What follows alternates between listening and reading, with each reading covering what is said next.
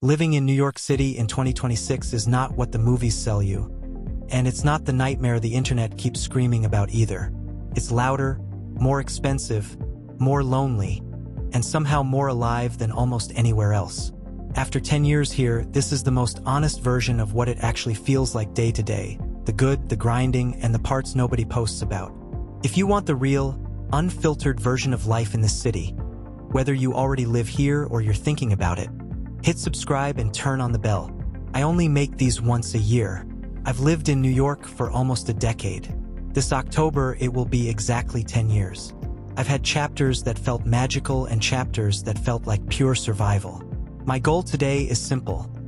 Not to convince you that this city is perfect or that it's broken. Just to show you what living here actually looks and feels like right now, so you can decide for yourself.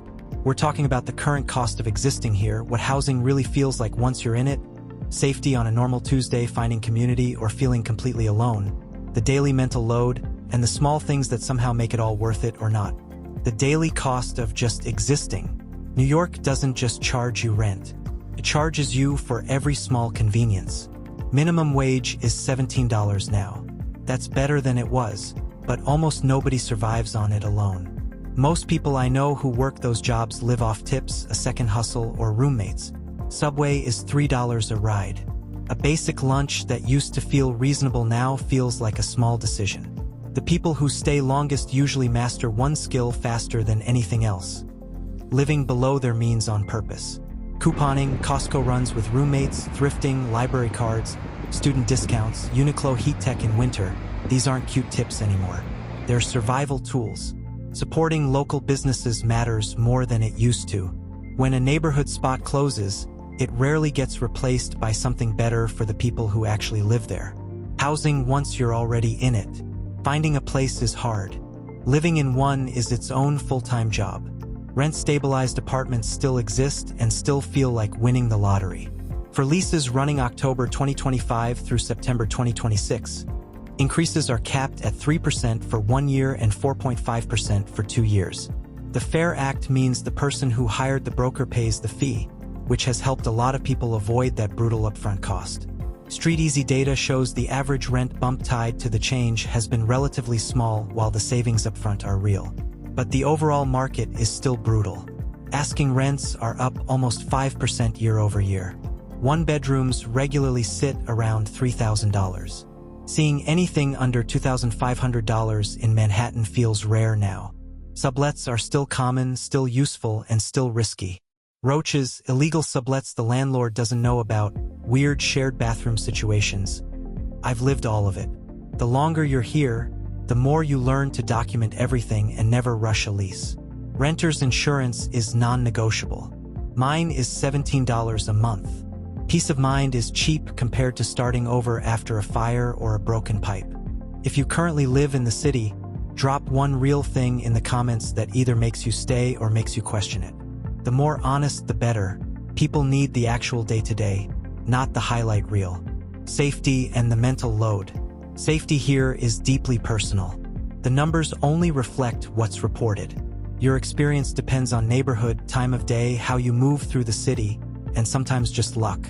Most long-term residents develop the same quiet habits. One earbud only, head on a swivel. Apple Pay so you're never digging for cash.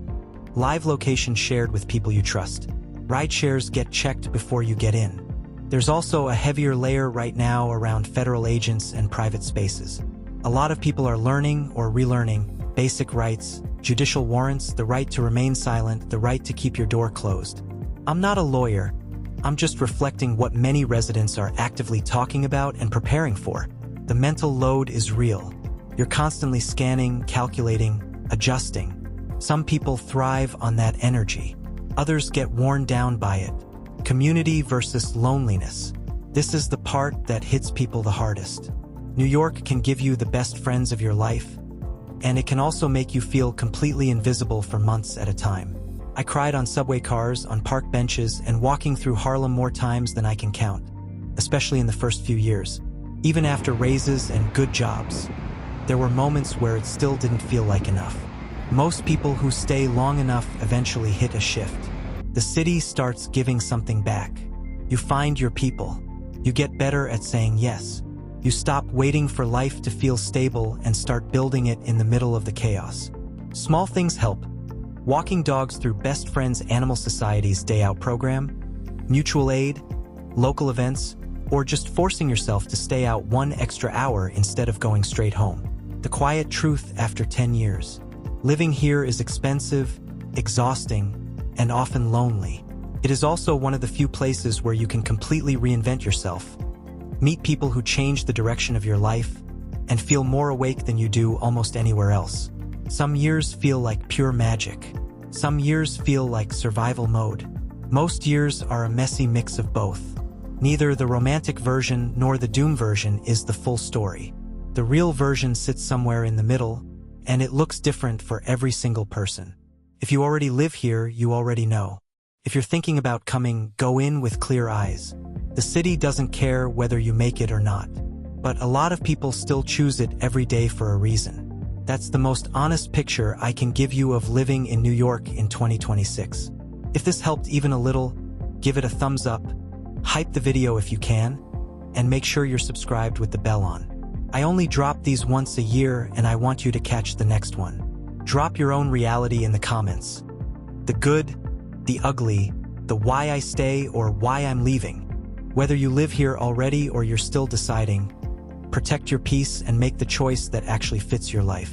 I'll see you in the next one. Love you. Bye.